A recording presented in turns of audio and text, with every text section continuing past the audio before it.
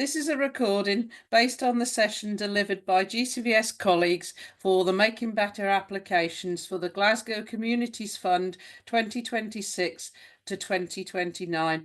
We would like to make it clear that GCVS is an independent charity. We support voluntary sector organisations in Glasgow. We are completely separate from the Glasgow City Council, and we're not involved in the assessment of applications or the decision-making process. We're providing this training session to help you develop your skills when applying for grants and to promote good practice. We hope this session will help you to strengthen your application for the Glasgow Communities Fund. Here are the main aims we hope to achieve. Making a really effective grant application is a skill that you have to learn over time with experience. As with many things, practice makes perfect, but even most skilled bid writers won't succeed every time. We anticipate a highly competitive application process for this fund. Glasgow City Council is likely to receive many more applications than they can afford to support. Therefore, consider very carefully what you put in your application and think about managing your expectations around this fund. You may not be successful, but give it your best efforts at this point. In the first hour of this presentation, we will cover what general good practice principles look like when applying for any type of grant, but then we'll make specific reference to the Glasgow Communities Fund. In the second half, we will look at examples of the types of information you should provide in the key sections of the Glasgow Communities Fund form. But before we start all of that, let's set it in a bit of a context and get you to think about fundraising generally. Fundraising depends on having a very clear understanding of why your organisation exists and your plans for the future. Here are 3 key questions to ask yourselves for longer term planning. So, success in any sort of fundraising is likely to depend on the answers to these 3 basic questions. This is set in the context for all applications you might make and all your fundraising activity. It does take time to think about these questions, but it's well invested. So it helps. This is where direction and leadership in your organisation plays a huge role. No one person can do this. Set this out clearly for your organisation and it will stand you in good stead for all applications in the future. Every voluntary sector organisation exists to achieve a good cause. Perhaps it's to improve the lives or to work towards a just cause. But can you say that neatly? Can you articulate that? Do you have a clear vision? Do you have a strategic plan? These are really important things to consider for your organisation, not just scrabbling to write one application form.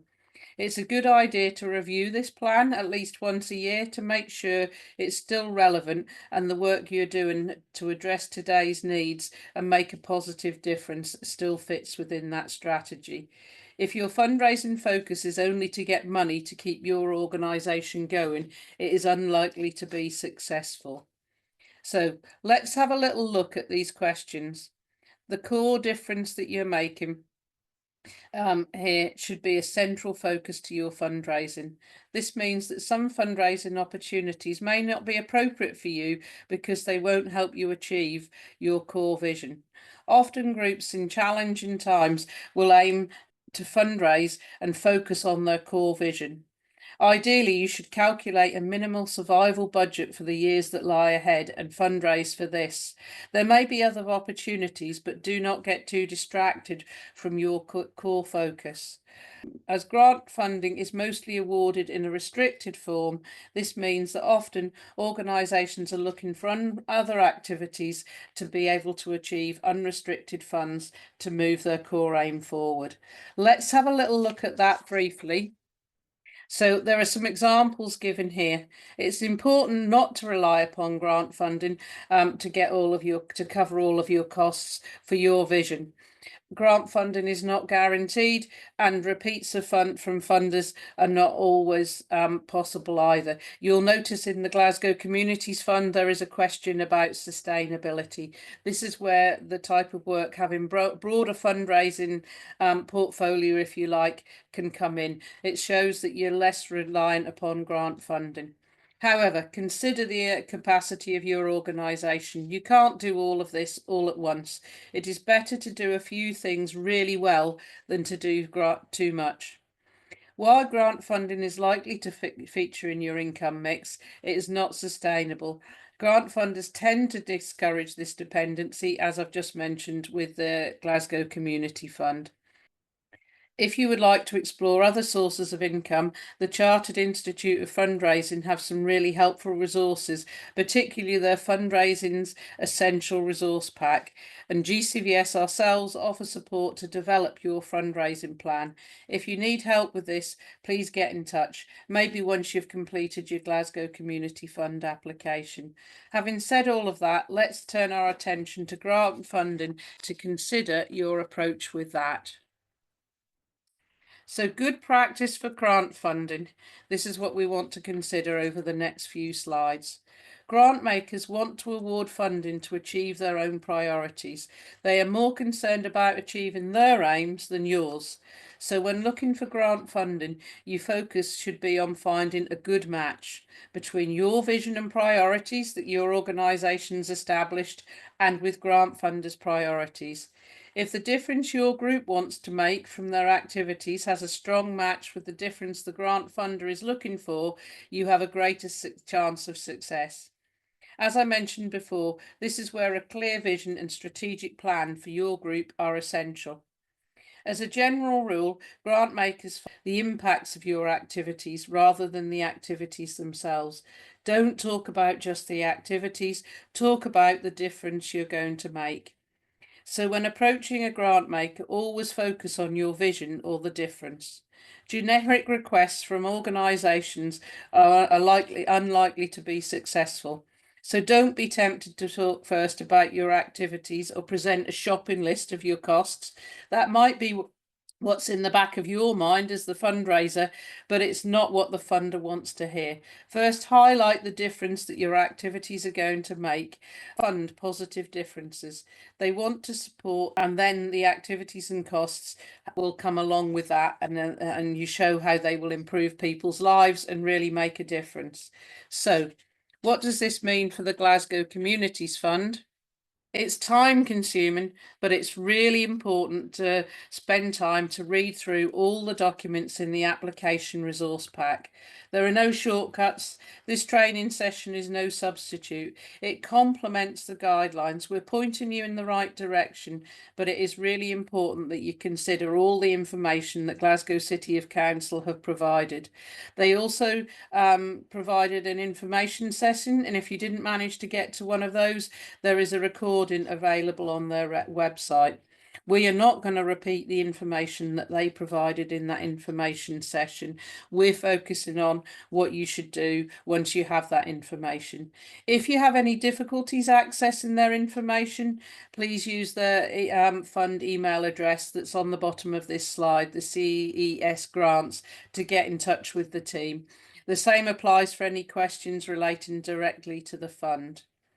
So the information we're now going to provide also helps with all grant funding opportunities. Make sure you've read the questions carefully. Make sure you've read the information quite carefully. It is much quicker to carefully read through all the guidelines than spend time writing for an application that really doesn't fit. Let's consider then in more details what the aims of the Communities Fund are. The primary difference this fund aims to make is to improve the lives of the poorest, most disadvantaged and marginalised people in the city. Is this the primary aim of your work? How strongly does your work contribute to that aim? A strong application should make frequent direct references to poverty and inequality throughout your application form. Remember, the person who reads your application form is only able to assess the actual text you provide, so you must be explicit. They don't have time to research your project or interview you. Make sure you're making those clear connections for them. Don't leave them to imply anything or assume that they know what you mean. Consider that they might be a complete stranger to your work, so state the obvious. Talk about the poverty and equality needs in your community, particularly from any first-hand experience that your organisation may have, and you almost certainly will have. How do you know there's a need? Show how well your work addresses that need relating to poverty and inequality. Remember, this is a community fund, so activities should take place in the context of a community, and ideally, activities should be led by the people who will benefit them. As this is an open and competitive fund, applications will compete against many others. So how can you make your application stand out? I always think about an assessor trying to tick a box on an assessment form. How can I make it really easy for them to tick the box that my group has considered the needs, we work with communities, we address poverty and inequality. So let's look in a bit more detail. On the right is a brief summary of the aims of the Glasgow Community Fund. How closely will your work match to this? Does your work contribute to this aim? Improved lives for people in Glasgow most affected by poverty and inequality. The application form asks you to describe your project. Many grant funders use this term as a tidy way to describe the work they are going to fund within a time frame. You don't have to create a new or separate project if your core work of your organisation fits directly with the aims of the funds. You could choose to focus on all your work as a whole or describe a particular aspect. Be mindful of this when writing your application. Project means the piece of work or the aspect of the piece of work that you're asking for the funding for. If your project will not contribute to the primary aim of the fund, then our advice would be to consider very carefully before you apply. You could be wasting your time. If your project will only make a weak or indirect contribution, then ask yourselves why you're choosing to apply for this fund. It's all about the match. We're not saying that you shouldn't do it, but think really carefully about how well you can match and show the difference your organisation will make. The guidelines also list other primary issues and areas that are of importance. So let's take a look at each one of those and work our way through. So, in particular, Council's strategic plan plays a significant part here, and they provide a link to it, but essentially it's about the Grand Challenge 1. The fund will only support applications that demonstrate a clear alignment with at least one of these mission statements. They're very broad statements, but bearing this in mind as you describe your applications, think about how you're going to make a difference against one of these clear missions, and it states very clearly that you must show that you can do this. There are other issues to consider. So principles. There is a very broad summary of the principles and the outcomes of the fund. Read through the detail in the fund overview document. It's in a drop-down link on the Council's website page. It's important to show how well your work fits within these areas and how strongly your project can contribute. Every application should demonstrate the principles of community involvement. Focus on the people in your community. In what ways are they affected by poverty and inequality? How do you know about that? Talk about your community and the people within it. Talk about what you know about those people and your community. Include only information you know. Perhaps your organisation has a unique experience of working with a particular group. That's something really important to include. You must demonstrate the difference your work makes to improve these lives and how you will enable people in communities to achieve positive changes. It's not about your activities, it's about the positive changes for those people in your community. If your organisation has been operating for some time, you'll most likely be able to demonstrate how effective you are at achieving this. If you have good evidence around this, good statistics, then make sure you include those things. Your project should aim to achieve at least one of the fund's outcomes. We're going to talk a bit more about that in the latter part of the session. But let's give you a bit of a grounding first in what an outcome is. Outcomes are positive changes or differences that your activities can make. Sometimes funders ask you to define your own outcomes, so you would need to know how to write an outcome. Evaluation Support Scotland have useful resources on that. But in this situation, the Glasgow Community Fund actually gives you the outcomes. So here it is about understanding how your organisation will measure up and contribute to the stated outcomes. You want to write in an impactful way. So in grant applications, it is not enough to say you will make a difference. You have to show how. You must include evidence to prove it. This is especially important if your group has been operating for some time or you're applying to the fund again for similar work. There will be an expectation that you can show the differences you've made. Capturing robust evidence that demonstrates how effective your work is in achieving positive changes is essential. In the context of the Glasgow Community Fund, consider the evidence you have to prove your work improves the lives of the people affected by poverty and exclusion. A good way to look at this is to ask yourselves, so what? A really important question to help you fill out the application form. Ask yourself the so what question to get to the real impact. If you don't think you can find the impact, ask the so what question. What do I mean by that? So I could be tempted to write, I can deliver 20 training sessions, but so what? 50 people might come along to my training sessions. Well, so what? 30 of those people are saying they're now improving their confidence. Well, so what? 10 of those people now feel more engaged in their community and less isolated. You can see how I'm beginning to talk about, by asking myself the so what question, I have moved on from the numbers and the activities to think about the real differences I'm making. So if you're struggling to find the real differences, ask yourself that so what question. When you can't do that anymore, you've probably reached what might be an outcome, and you can see that you should then be able to see explicitly and clearly how that links to reducing inequality and poverty. Don't assume the assessor knows what you mean, as we've said already. And if you're struggling to describe some of this, think about how you feel about the difference you're making. What differences do you see every day in your organisation? What inspires you? What makes you feel proud about the organisation? They'll also give you hints as to the things that you might want to actually talk about in terms of the differences.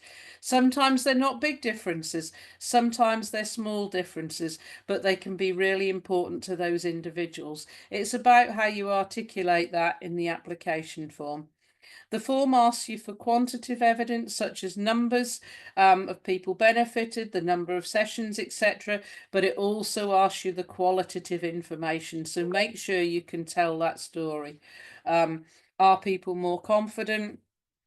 Do they have more skills, etc.? So use the so what question to help you do that as you go along. And pause to reflect on these things and come back to it again. So do it once and then come back and have another look at it. That can be helpful too. So lastly, there are priority themes from the fund that are listed on this slide. In the online application form, you are asked to select one of these themes, so choose the one that has the closest match to your work. This is known as your primary theme. Your answers in other areas of your application form should reflect the primary theme. The assessor is looking for evidence to show how likely your project is to achieve your chosen theme. So you pick the theme, and then the rest of your application form should back that up. And think again of the assessor with their tick boxes there saying, oh yeah, they've chosen that theme. Can I see how that links to the needs, their activities, and the difference they're all going to make? And hopefully they can tick those boxes to say yes. There is an opportunity to select a secondary theme, but only select a secondary theme if it is directly relevant to your work and that you would strongly contribute to the fund's aims. Selecting a secondary aim will mean more work for you. So only do it if it's really relevant to the work. Don't do it because you feel it's the right thing to do. It's about showing that strong case and the fit for your work. Before we begin looking in more detail at the actual application, there's some gathering of information that you need to do. It's an online process and you're asked to upload key documents. All of the details are on the council's website. Check these carefully to make sure you're getting the right versions and the right things that are actually asked for. It's a good idea to make sure you have these and you get them before you begin. Gather them all together and don't leave it till the last minute. We've all been there when it's stressful late at night and the last thing you need to do is find the correct version of the document. And that's when mistakes happen, or somebody's on holiday and you can't get the version and then you're completely scuppered and you've spent hours and hours doing this application. So if you can, give this task to somebody else. Ask somebody else to gather these relevant documents together for you so that they're not being done at the last minute. As I say, check very carefully about what's asked for. It looks for your governing document. For most organisations, this will be your written constitution or your memorandum and articles of association. Check the eligibility guidelines for the fund also to make sure your organisation is eligible to apply. These are the things that the council staff will be checking when they do the eligibility checks for the fund. So make sure you've checked this yourself in advance. You need to provide a copy of your annual accounts or financial statement showing your income and expenditure. A copy of the bank statement. The name on the bank account should be an exact match for the legal name of your organisation. The council's not checking into all of your activities of what you spent your money on last time, the last month or so. They're looking for these legal aspects. They ask for a copy of the minutes from your recent ordinary board or committee meeting. Notice it's not an AGM. Also make sure they ask for details of your website and social media sites. So make sure if you're providing those, make sure they're all up to date and they reflect well on your organisation and what you're saying your core aim is. Your online information should reflect what your project is applying for. If there are any differences or you're applying to launch a new project, you will need to provide some robust justification for that. Maybe that's in the needs section, but you'll need to show a clear fit with how that fits with what your organisation's aims are, as are shown elsewhere. If you're a registered charity, you can check your public profile on Oscar, and if there are any red flags, try and remove those if you can before submitting your application. Assuming this is all in place, then let's begin to think about the next key step is creating a case for support. So what is a case for support? Here is a statement from the Chartered Institute of Fundraising. A strong and emotive case for support is one of the most powerful tools you can have as a fundraiser. A clear case for support statement shows how well your work matches with a grant maker's aims, purposes and priorities. If you've heard the term elevator pitch, it's like that. What would you say in a very succinct way to somebody if you only had a couple of moments in an elevator as a lift as it went between two floors? How would you describe your project? This is something really useful to think about anyway when you're talking to people, to be able to clearly articulate the aims of your organisation, its purpose and priorities. But it provides a key aspect for a funding application form too. So there are things that every case for support should include. What is the need for your work? What are the activities that you will do to address it? And what are the differences you will make? As competition is likely to be high for this, it should include dynamic, engaging and compelling fund is going to be the most useful that you can have. In an oversimplified way, it's about a theory of change. There are lots of examples of this online. If you put case for support or elevator pitch into a Google search, you can find all sorts of examples. But in terms of a funding application, it is really important that you think about the needs, the activities, and the difference that they will make. So in a really simplified example, what is the need? I have a headache, I feel unhappy. What might I do? I might take some painkillers, I might rest in a darkened room. What difference have I made? I've improved my health and I've increased my well-being. I could use another example. People are feeling isolated. What activities do happen? People attend a lunch club. What is the difference that we make? People feel more collected and less isolated in their local community. So it can be a simplified illustration, but it is really, really powerful if you can make these connections. And to make these connections, ask the so what question. So if you've thought about your case for support, you've thought about your needs, your activities and difference, let's have a think about how that now fits within the Communities Fund. So what are the needs? Consider the core needs for your work or your project. How do you know what those needs are? Ask yourself, why are you going to deliver this project? What issues or problems are you hoping to change? It could be something very local. It could be citywide. You might be part of a wider network working with partners. You could be seeking to deal with something very specific for a small group of people that you have expertise in. You might be campaigning to raise awareness of issues or concerns, but you must relate it in this case directly to what the fund is, addressing poverty and inequality in the community.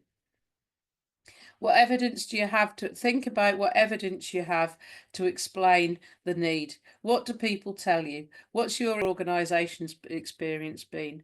Think how you feel when you need to consider the needs. Try and put your feelings into words. Is there an urgent need? Is it overwhelming? Is it compelling? If so, say so. All of these things have to go in for a case for support.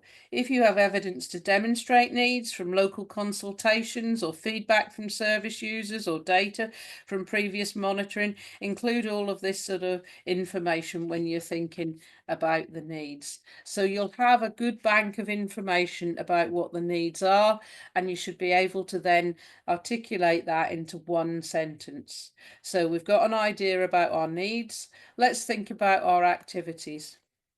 What are you going to do to address that need? This is probably the bit you'll find most easiest to write about. You should aim to explain your activities and services as simply and briefly as possible and avoid technical words and jargon. You've been doing it every day for a long time, or maybe it's new, but you've really researched this idea, so you're very familiar with it. Remember to tailor your answers to the fund and don't get carried away and provide too much detail. Provide just enough that somebody who isn't aware of this could understand what you're proposing to do. You must show how it will directly contribute to the principles and priorities. Remember, community is a huge focus of this. So when describing your activities, show how the people will be involved. Will they be involved in creating or delivering the activities? How will they give you feedback? Those types of things. Describe the activities and where people will be involved. Also, consider how closely your activities align to the fund. If you're a new group, aim to inspire trust by describing the relevant skills and experience of your team. It's a good idea to show how you'd work alongside other groups, for example. Talk about the context of your activities. If you've a proven track record, say so. You might want to include numbers of sessions, types of activities. A funder should be able to see the relevance of those activities. So think of the funder assessor ticking the box. Yeah, they understand your needs. They can understand the activities that you're asking them to fund. And then the last bit of the picture, bringing it together, is the difference in the case support. What difference is all of these activities going to make? So think about the so what question. Consider the outcomes of the fund and how your work is directly going to contribute to that. The difference should be at the very heart of any fundraising message and should be the focus, not the activities, the difference. Prove your effectiveness by using headline evidence from monitoring and evaluation, including information directly that relates to the difference you're going to make. So let's assume you've thought about your case of support, you've got your needs, your activities, your difference. How's all this going to fit within the Glasgow Communities Fund application? Now, if you have a look on the council's website, you'll actually see they've provided some information about the criteria that the weighting criteria that the assessors will be are going to use. So this is the information here. It talks about how much importance, if you like, they're putting on different aspects. So you can see how you'll fit to the project outcomes is 25%. The delivery is 25%. They talk about project impact.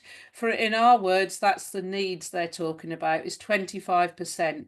So you can see if you can get together a good case for support, that's 75% of the questions and the marks, if you like, the assessor's going to be considering. And then, of course, the final 25% is for governance and finance. So this is what we've put here. You can see where the needs, the activities and difference would actually fit in. And over on the right hand side, we've included the questions that this might relate to, because sometimes you fill out application forms and you get distracted into one question and you don't put the right information in the right question. So this should help you actually find that.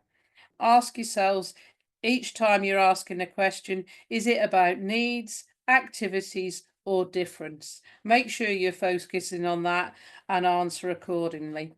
There are different formats to the different types of questions you might come across. If you've had a look at it already, you'll have recognised that. Some of them are free text, giving you up to 1,000 words. That can be really daunting, 1,000 words and you've got a blank piece of paper.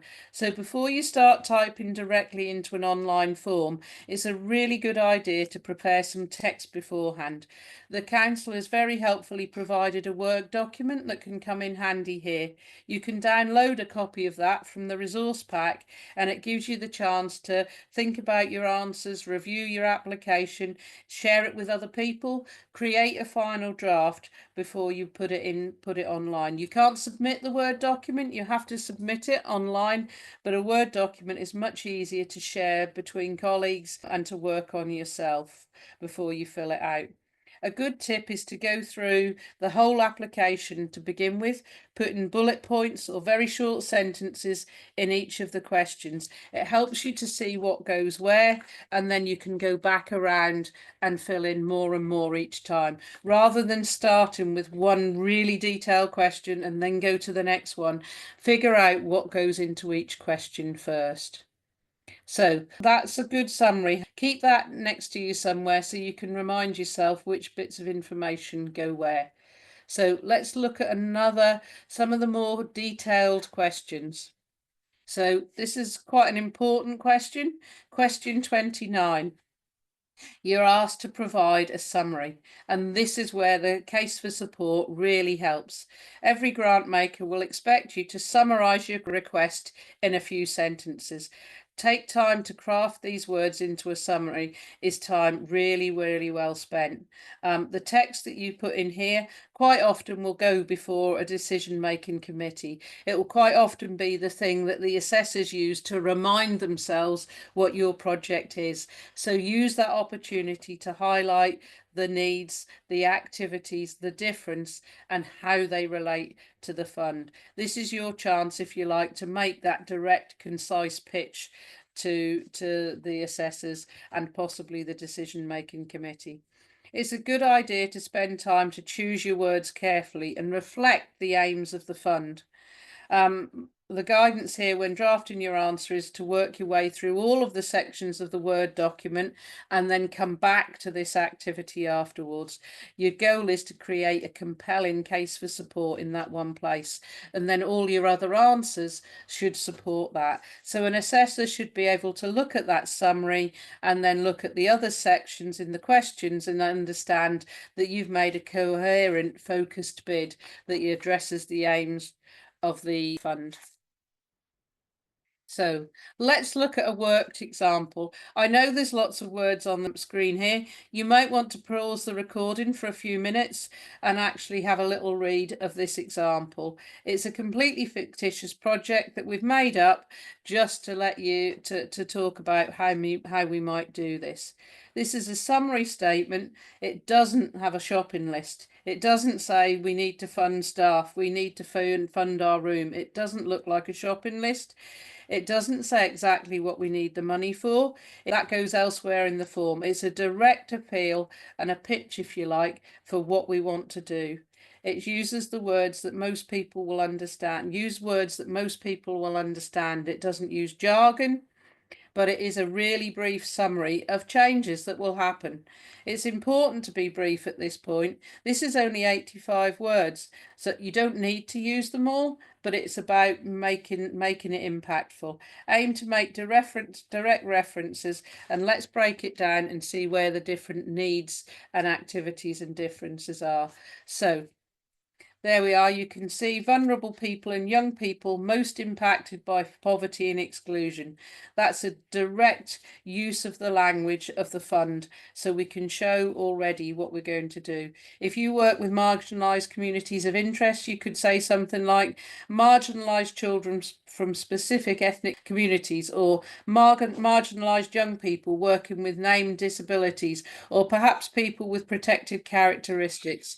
Remember to be concise, but if you work for that particular group, it's important to get that in here.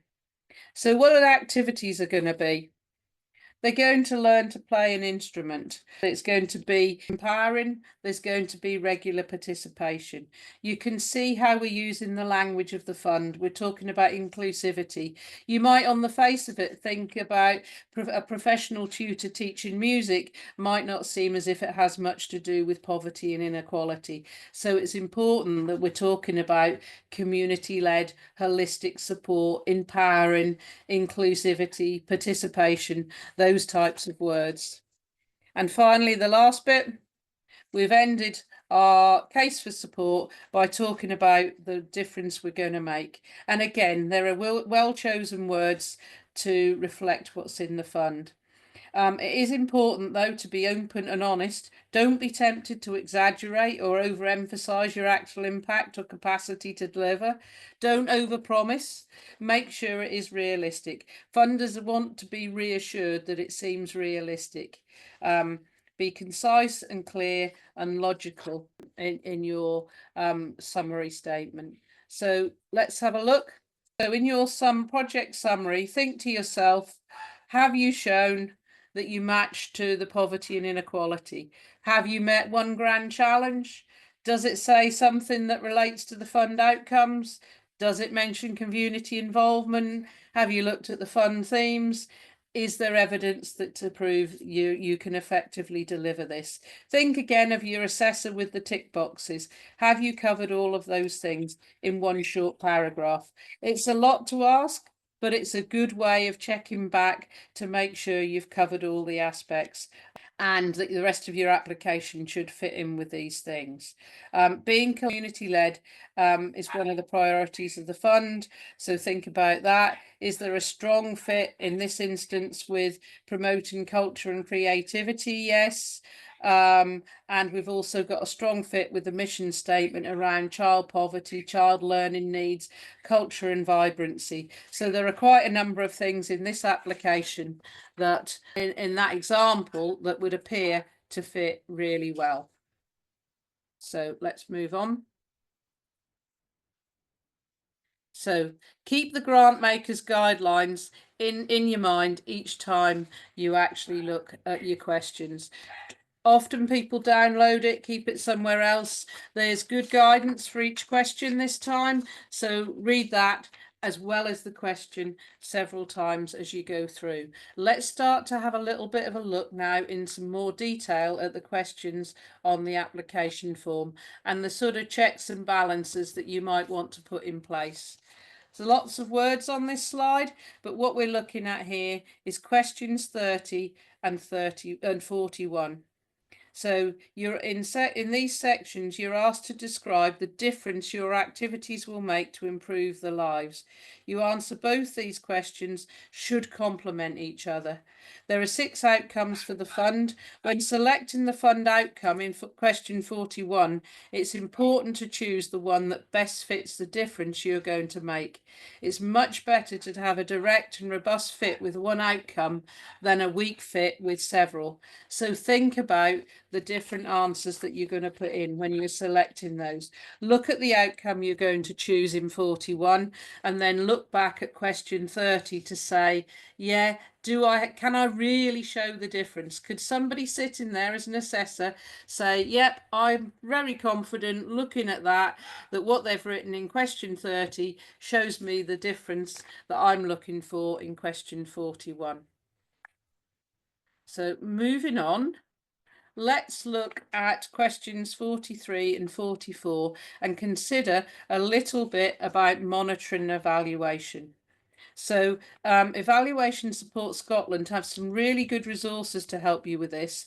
So take a little look at their website. This is something called an evaluation pathway that they have, and it gives you a useful template to implement for your organisation going forward. But it's also quite useful for an application form at this stage to think about the sorts of things that you might describe when talking about monitoring and evaluation. It starts by talking about setting outcomes and indicators.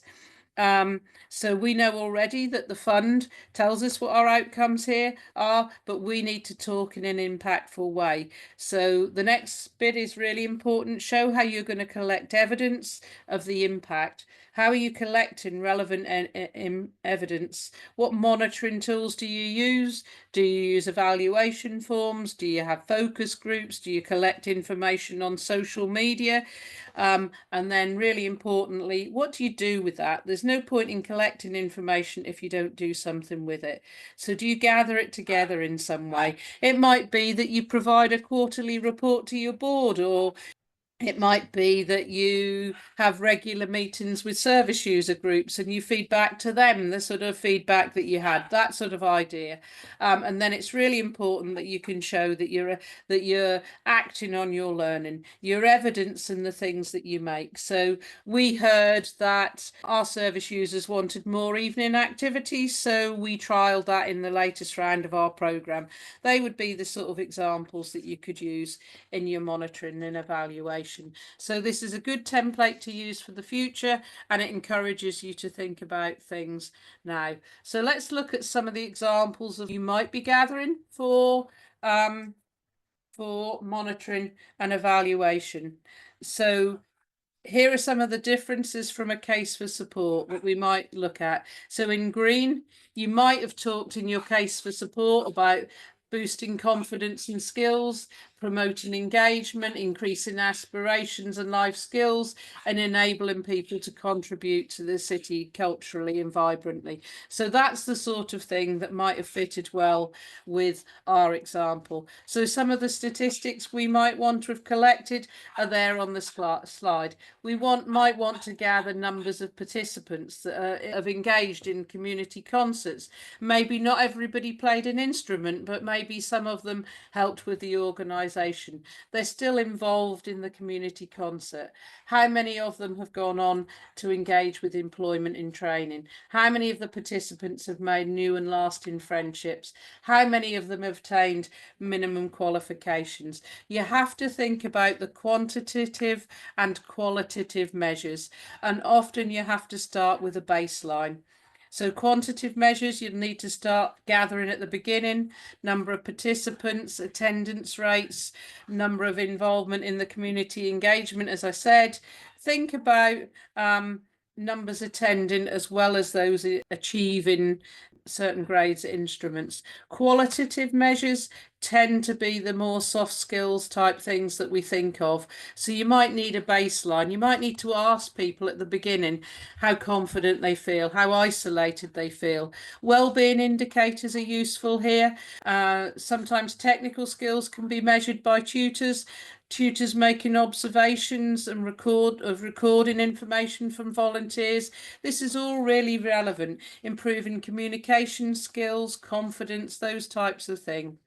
Longer term indicators might be things like, in our example, have people gone on for auditions? Have people managed to get jobs in the performing arts? That type of thing.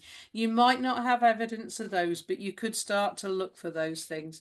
Case studies and testimonials tend to be about one individual. They're really, really useful as anecdotal illustrations. They're good on people's websites, but for overall impact in a funder's application form, they're not usually the main focus. They don't give you enough information. In the Communities Fund example, it says include case study quotations and examples only if you have space in the word count. So think about that carefully.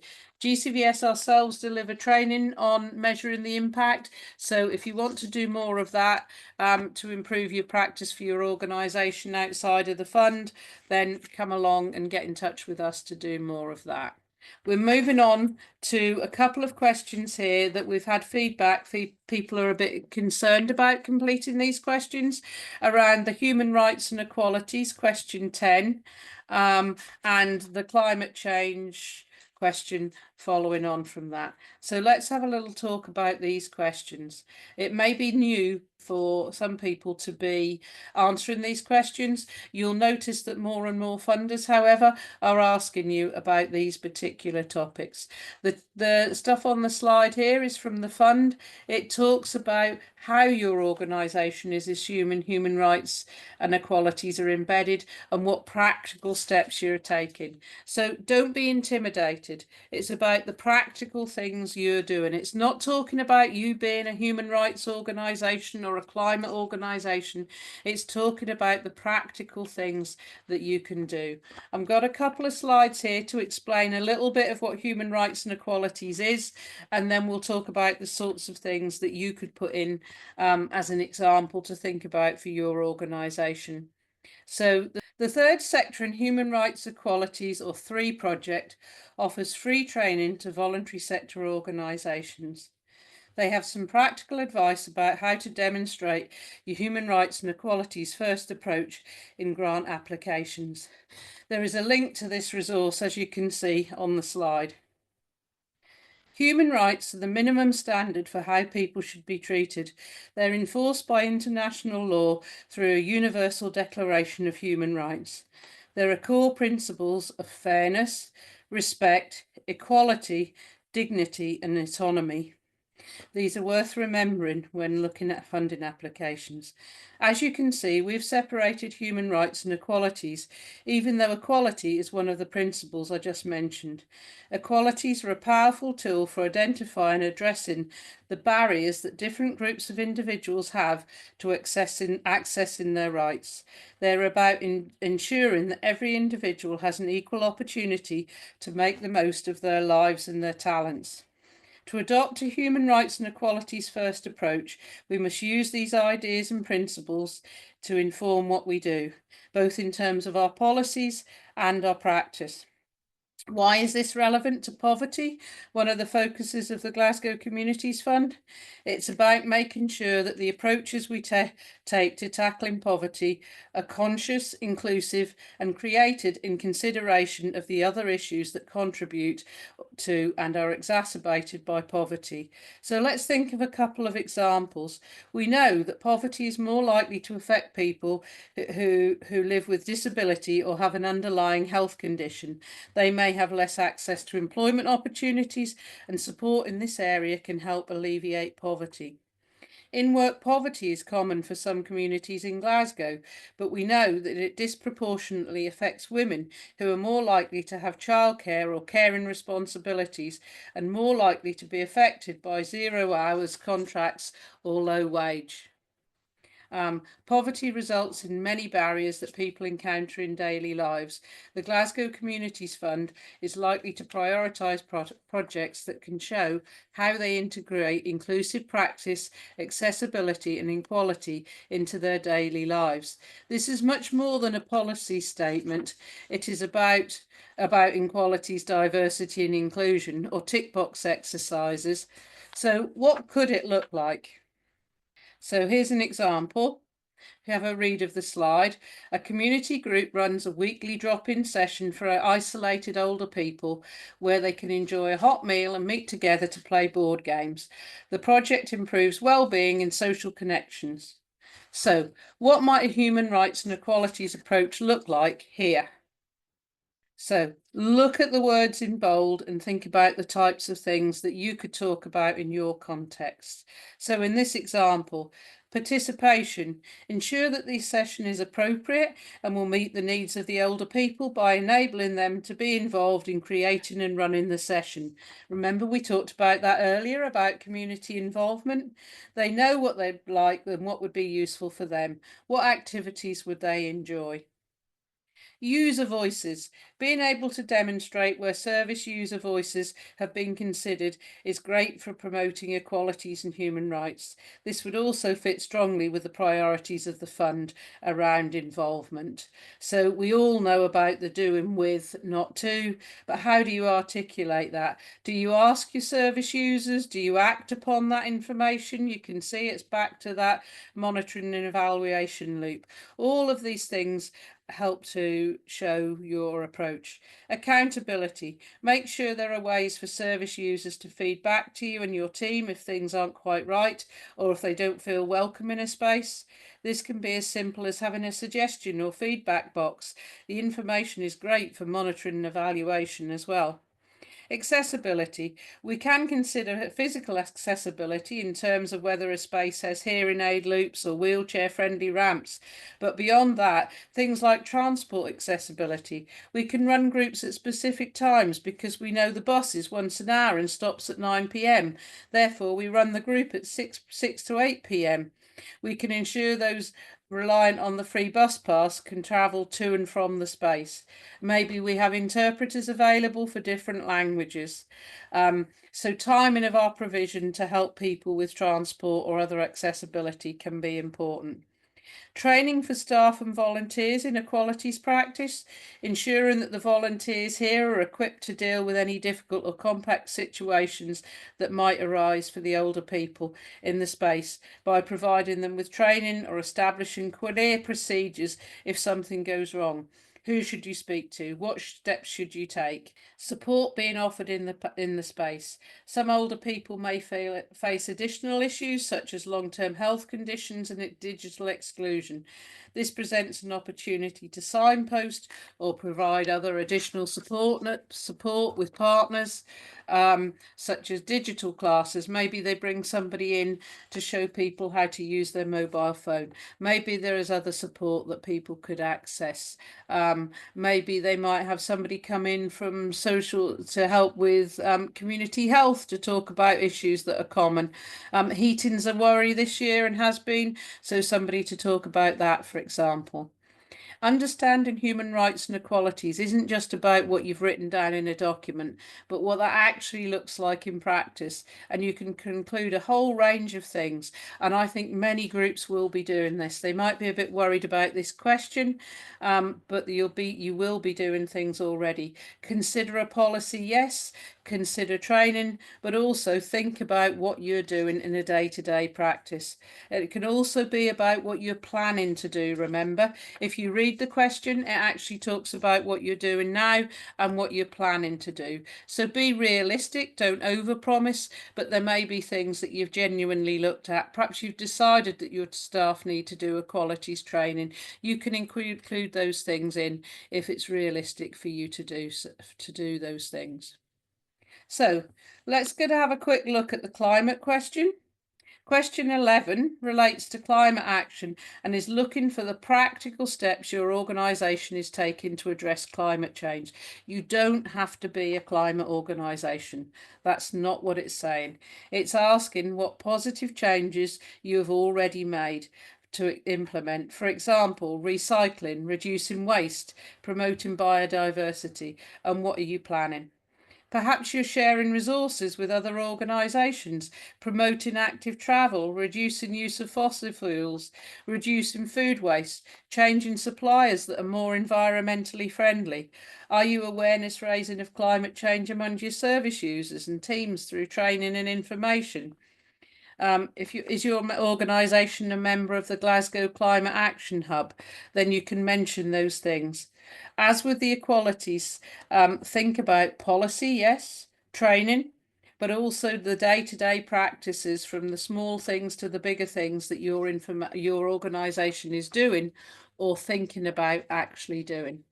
And there are headings that you can use in those Glasgow Climate Plan doesn't mean that you have to address all of those things. It's just giving you an idea of the types of things that the council might be interested in. And on those two questions, GCVS will be providing some extra resources coming out this week. So watch out for those on our website if you're struggling with the climate and the human rights and equalities questions. So moving on to the final bit, let's wrap up by having a look at some good technique and final tips for completing your application. So consider all of the guidelines for the fund. You must write your application text to address these. Remember I said about having the two things sitting side by side? Don't be tempted to cut and paste large blocks of generic text from somewhere else. Also, don't use generative AI tools like ChatGPT to prepare your whole text. Some people use them to write it as a first draft, but it will likely fail unless you've actually had that human touch and read through it. It'll become very obvious that it's not something that's entirely tailored to you. So if you must use it as a start point, it can be useful, but make sure you've really read the guidance and you've really read the answers. You must tailor your answers carefully. The application form, read each question carefully and then read it again. It's a little bit like exam technique if you must. Depends on how you feel about exams, but think of it in that way. Read the question, read it carefully again. Think about the type of information the fund is looking for. Check the step-by-step guide because it gives you examples next to each question. Think about what we suggested around, are they needs questions? Are they activities questions? Are they a difference question? And as we said already, use the Word version of the form to draft your answers. Start off, make some notes that are directly relevant, and then go back round again, get somebody else to look at it. Most importantly, don't assume any prior knowledge. Think about the person being, maybe they're new to Glasgow or new to this fund. Make sure you state the obvious. Think about your needs, activities and differences. For example, if the question is asking about the need for your work, don't include information about anything else. Leave that to the relevant section. For the larger sections, as we mentioned already, they can be a bit intimidating, so it's useful to write a summary at the very beginning. So if there are key points that you want to mention in one of the longer answers, make sure you put all of that in a summary at the start and then you break it down. It's almost like you're saying to the assessor, this is what I'm going to tell you. These are the key points for us, and then you tell them that. Do be careful though. Be clear and be concise. Don't be tempted to waffle or pad out your answers. Text allowances are a limit, but they're not a target. Do be a bit careful though. If it says 500 words and you only have 50, make sure you haven't missed something out. So no unnecessary waffle, but use it as a bit of a guide to make sure you're giving the right level of information. And the top tips here, read the guidelines carefully. It takes a lot less time to read through the resource pack and work on an application that doesn't fit. So it may be a bit frustrating. You just want to get on with the application, but it's time well spent to have a look at that. There's a recording of the information session online so you can hear what the Glasgow City Council staff had to say about the fund and what they're looking for. If your work or project doesn't fit with this fund, then think carefully before applying. Don't try and shoehorn something in that doesn't fit. Focus on the differences your activities will make. The closer the fit, the greater the chance of success. In your application, give clear, focused information that directly relates to the fund grant makers' aims, priorities and themes. Don't waffle or pad it out with unnecessary detail, and don't bury important information. Think about that assessor with lots of forms. Make it as obvious as possible. Mention all of the relevant points in the first few sentences. Answer the questions, tailor the information as much as you can. And it is really important for this fund that, and all funds mostly, that grant makers can see how connected your work is to the people in their communities. Mention your connections to partners and other organisations. What do local people say? How are they involved? How will service users and beneficiaries influence it? All of the stuff we've mentioned already.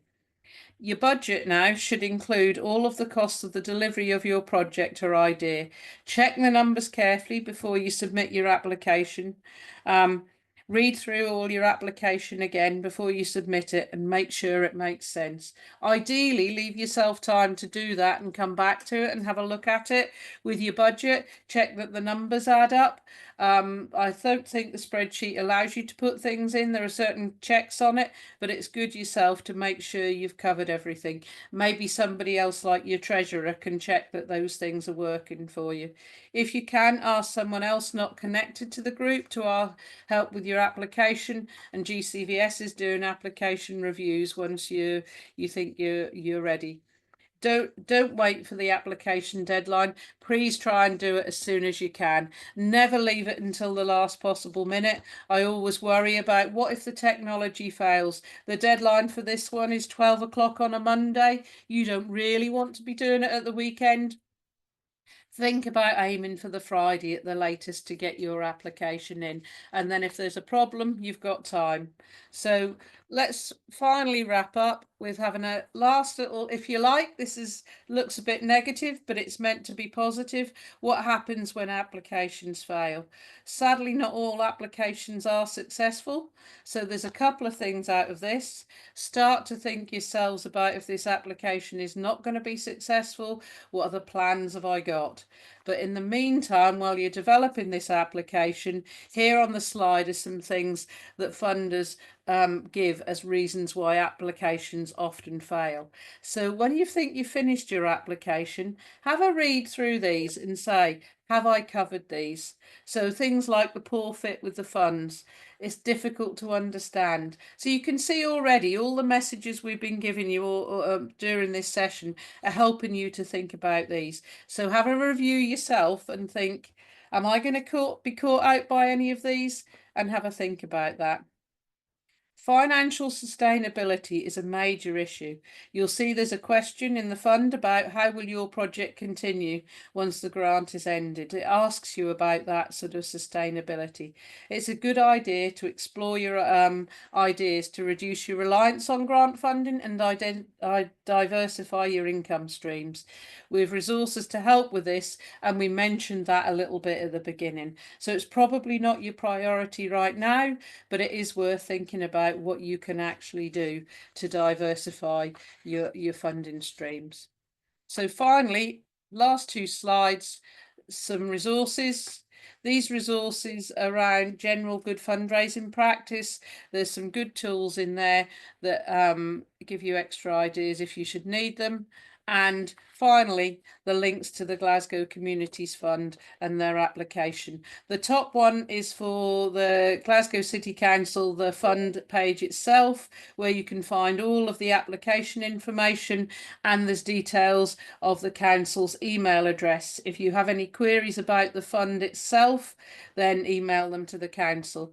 The second link there is to the GCVS's support page with the details of what we have, and our email address if you have any questions around the support that can be provided, such as application reviews and so on. Finally, remember that you're not alone. Find other people in your organisation to help and reach out to your partners. Thank you.